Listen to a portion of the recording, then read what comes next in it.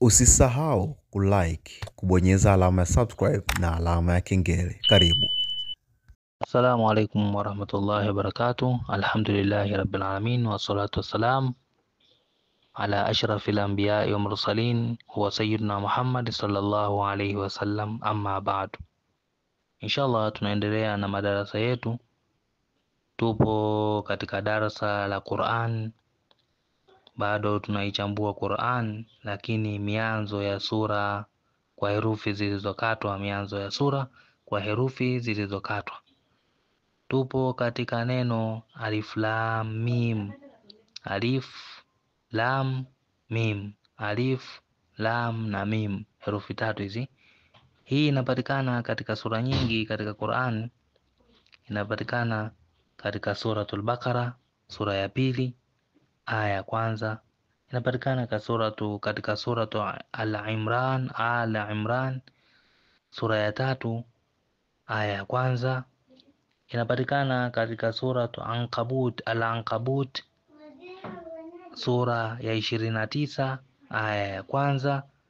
Lakini vile vile inapatikana katika suratu Rum, sura ya 30 aya ya kwanza.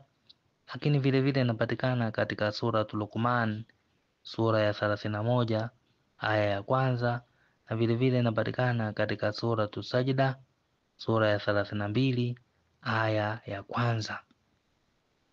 Yote inapatikana katika aya za kwanza katika sura hizo ambazo tumezisema. Lakini khawasu zake, faida zake, haya maneno alif lam mim, Allahu a'lam, Mwenyezi Mungu ndo anayejua.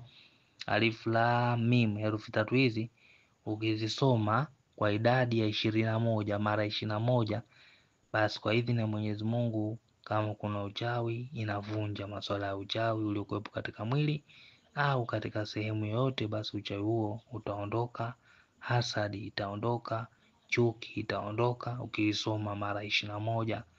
Lakini kwa mtu kama utamsomea mara 21 kichwani, au ukachukua ukaandika ukampa mtu akanywa, basi majambo hayo yatamuondoka kwa idhini yake Mwenyezi Mungu Subhanahu wa Ta'ala.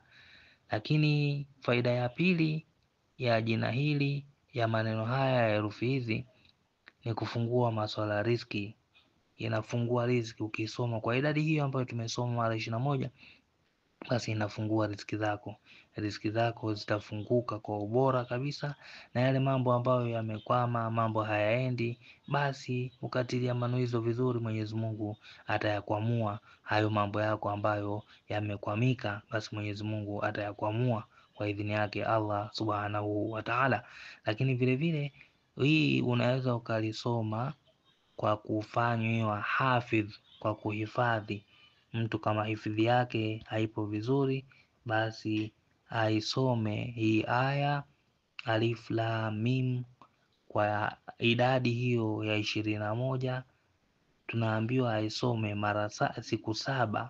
Akiisoma siku 7 kwa idhini ya Mwenyezi Mungu, ile fahamu yake zitarudi, zitakuwa vizuri.